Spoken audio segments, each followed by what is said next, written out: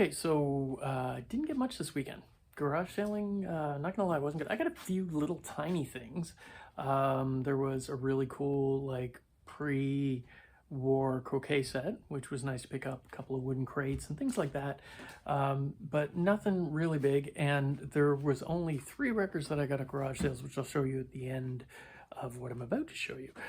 So what ended up happening is I have a lot of different customers who collect different things and have no interest in the things that aren't what they collect. Does that make sense? I think it makes sense. And often, when they're buying other things, they end up with stuff that they don't want. And in this case, this is a person who has bought mid-century modern furniture off me, which I've dealt with for years. I don't do as much of it anymore, but they usually come in and buy, a piece a year. I don't see them very often.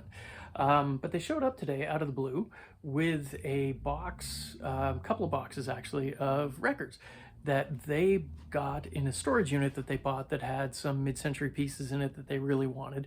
He wouldn't tell me how much he paid for the whole unit, but I don't believe it was a great deal. And so they brought the boxes in, and it was a buy them all or don't take any type deal. And the price was super right. Like I paid $100 for all these records here. And I'm not 100% sure how many records. I think it's around 120. I didn't actually, before I started this video, do a piece count on it. There are no like super home runs in there, but it is sort of mid-range records, I would call them. But there's also a few pretty cool ones in there too. And it's a weird mix of stuff. Like there's like some like hip hop in there, and then like some like doo-wop stuff, and then just, your basic bread and butter, like hard rock type stuff or just rock and roll type stuff. So it's interesting. And yeah, I'm happy to take any records at this point because it is getting harder and harder to get collections. People are I've said it before, in the past, when people would decide to get rid of the record collections, they would have a garage sale. And then if it didn't sell at the garage sale, they would take it to a thrift store. Because usually their kids would have no interest in the records. And so now the kids want the records, which makes sense. Records are awesome. I love them. I've got a stupid collection at this point, which, I think I'm over 3,000 pieces.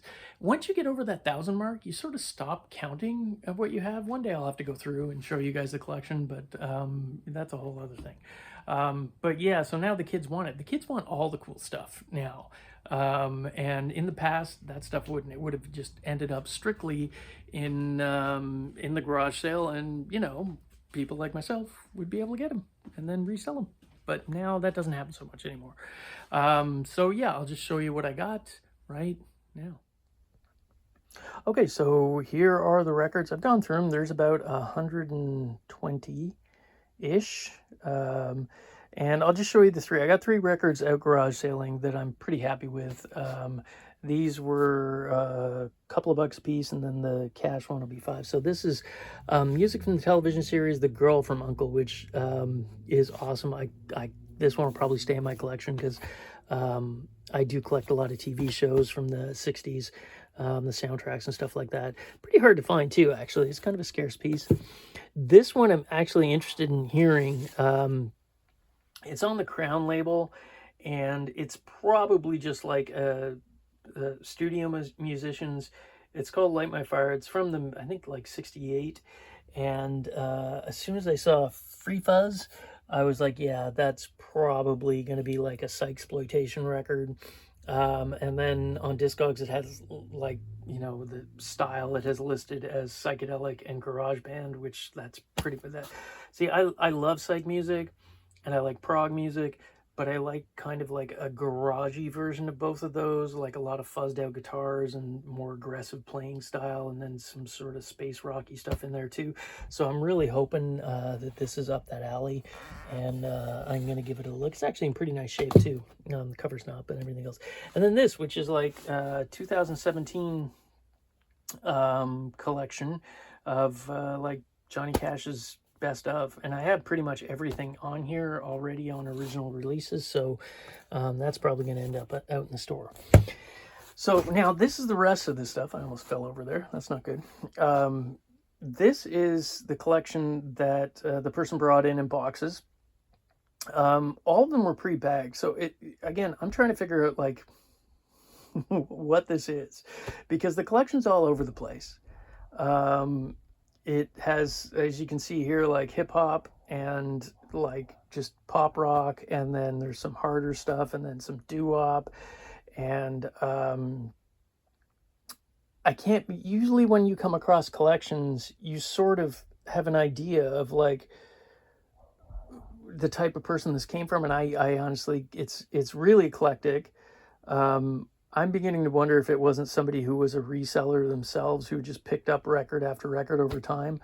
And the fact that they're in plastic already sort of tells me that, you know, this person had the, you know, was a record buyer, possibly collector.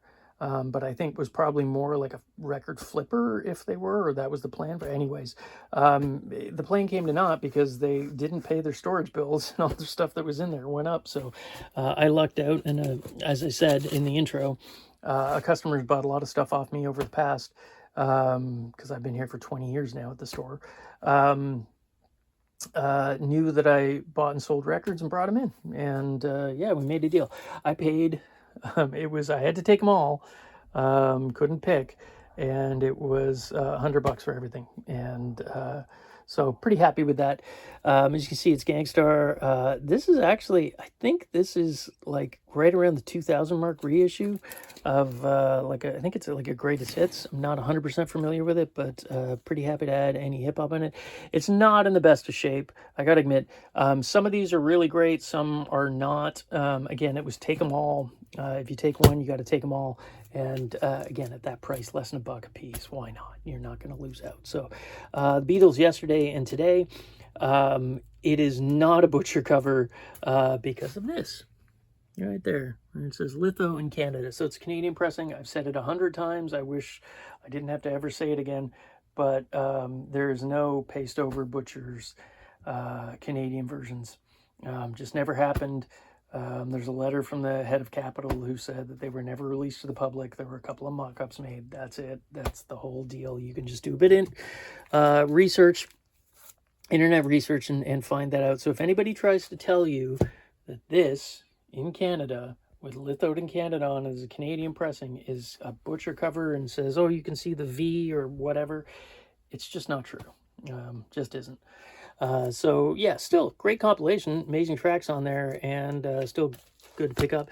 Natural Gas, Blue Oyster Cult, the unpredictable Jimmy Smith. This one might end up staying with me. I love Jimmy Smith. I mean, just the grooviest organ player of all time. The Stones, Aftermath, and I think it's a mono pressing. Yeah, there it is, there down there, mono. Again, really weird, like house music, Speedy J, just, you know, on the +8 record label. And then Ravi Shankar, Santana. I actually have had that. I got this already once this year, because that is, who's the model? I can't remember the model. I'm sure people who like know 50s pinup models are screaming right now. Is that Mamie Van Doren? Yeah, I don't know, because I got this earlier this year too, so that's like my second copy in a little while. The Fleetwoods, Bonnie Tyler, the Heap, more Heap with the Look at Yourself Mirror cover. Al Cooper. I checked, this sadly doesn't have the poster. I find this like, you know, like several times a year, and maybe if you're lucky, I think I've had the poster like twice, that's it. So that's still pretty cool just to have the poster, to still have the record, but always looking for the thing. And there are people out there who just collect K-Tel stuff, so that's kind of cool. Seeger, Morris Day, 5-man electrical band, sadly not in the best of shape, the record itself. Bread and Butter, Hotel California, Atomic Jones. Who doesn't love Tom Jones? I don't. The Beatles, self-titled, also known as the White Album, and that is embossed cover, so it's an early Canadian pressing. There are some pictures in there with it. I can't remember. I didn't check to see if the poster's inside or not. This is cool and probably staying with me. Curtis Blow. I think that's his first. That's a solo record. Yeah, the first one. Then there's the Christmas wrapping, which is awesome. Willie Bobo. That's a fun one. Annette Funicello. Muscle Beach Party, Jerry and the Pacemakers. I had this. This is actually on the Mainstream label. Last week I picked up a copy of this, Big Brother and the Holding Company, with Janis Joplin, from Columbia Records. That was a later repress of this, but that's on the Mainstream label. More Seeger. Like I said, bread and butter stuff. Skinner's Gold. Jimmy James and the Vagabonds, some interesting soul Canadian saga, Bill Haley, Rod Stewart, The Who Sellout. But the nice thing about this one is it has the hype sticker on the front for I Can See for Miles, which is awesome. I'm on Duel 2. Again, strange to see that in there. And then, like a few dollars more soundtrack. Country, just stuck in the middle. Not sure what that is. I'm not gonna lie. Sounds impossible. Looks interesting either way. The DeVelles, which is like sort of like doo-woppy type stuff. Golden Earring. That's Mort Garrison, who was like a Canadian electronic early adapter of like electronic music. Used a lot of analog synth and things like that. Did a whole bunch of different projects, but then he did this one, which was the Zodiac, and I think he did one for each of the Zodiac signs. But I think this is like a combo of all of them, because I've had a couple of them over time with all the different things on there. But he's interesting. Like, that's something worth checking out. DST, I believe, is like late 70s, early 80s DJ.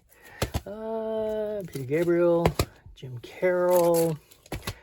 That is something I haven't checked out yet. It's interesting. French-Canadian La Coquettes. Looks like a girl band. But again, I haven't checked it out, so that'll be interesting to see what that's behind. Again, sometimes some of the French-Canadian stuff can be amazing. There's a band called, I believe it's The Medium, that is amazing, fuzzy garage. If you ever see it, pick it up because it's worth it. It's an amazing record. Sadly, not reissued. Thought it was going to be, but it isn't. Wilson Pickett, early Diz, Joe Baez, The Ventures, like a Beatles compilation. Probably looks like European too. Crosby, Stills, Nash & Young, Classic FM. Oh, Sweet Buddy Holly. This record is so good. I know when, everybody is always hunting for Parliament, and I love Parliament and Funkadelic and all those bands, but my God, you know what? This, for me, is the ultimate in funk. It is such a good record, and it is so listenable. It's great. Chuck Berry, Wes Montgomery, again, that's like my third copy of this year. It's come in. And then the one...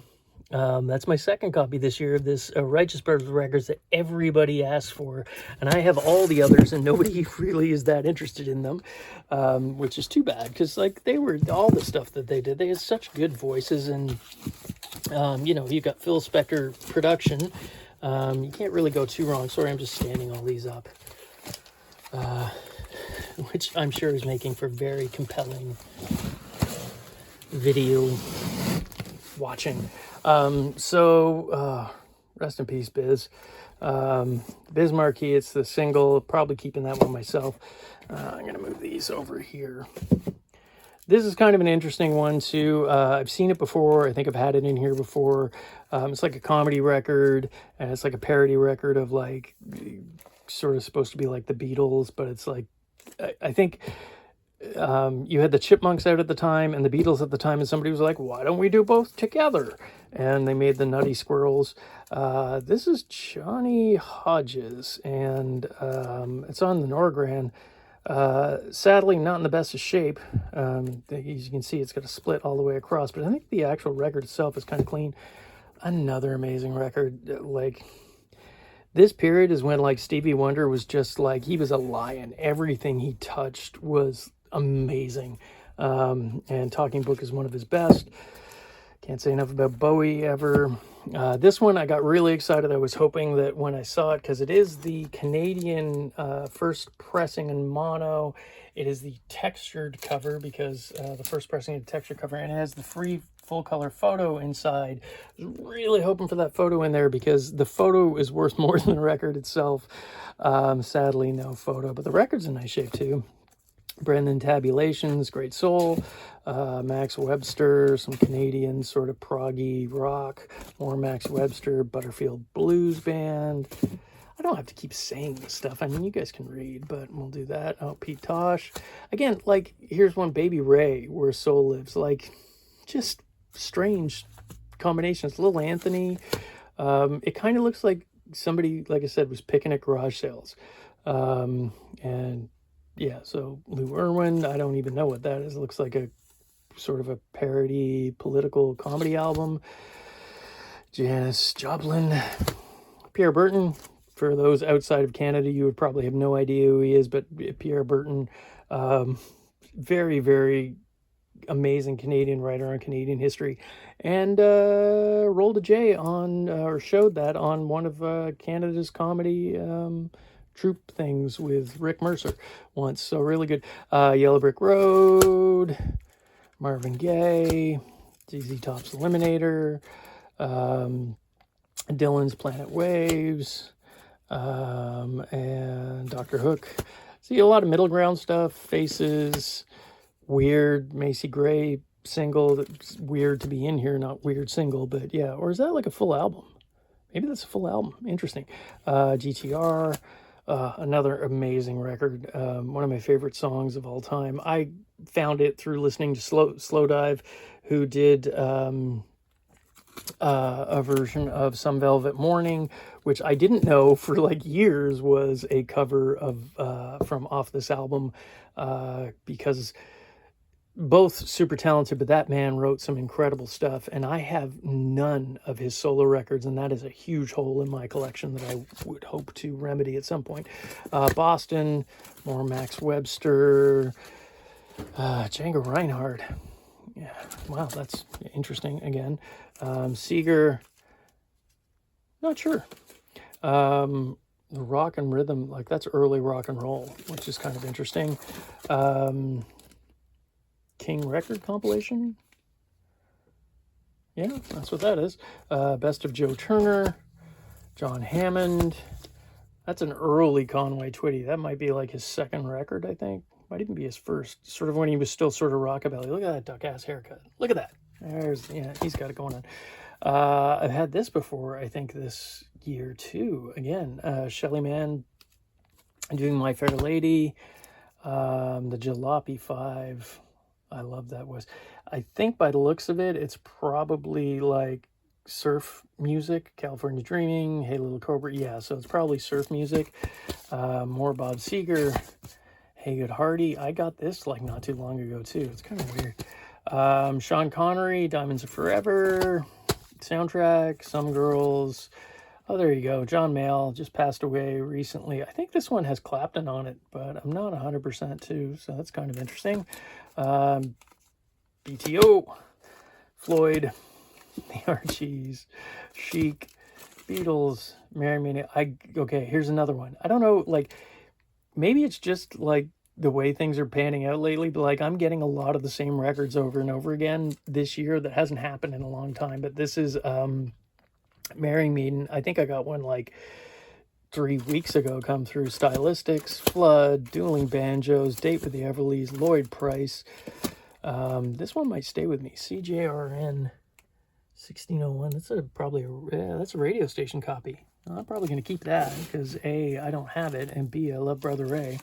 Left Field, so like 90s kind of like electronic music, folk compilation, Simon and Garfunkel, Beach Boys Today, Reggae Splashdown. Oh man, you have to love like Byron Lee and the Dragonaires. I mean, I know that a lot of people are like, oh, that's like, reggae music made for white people, but like there is no color when it comes to like really good music.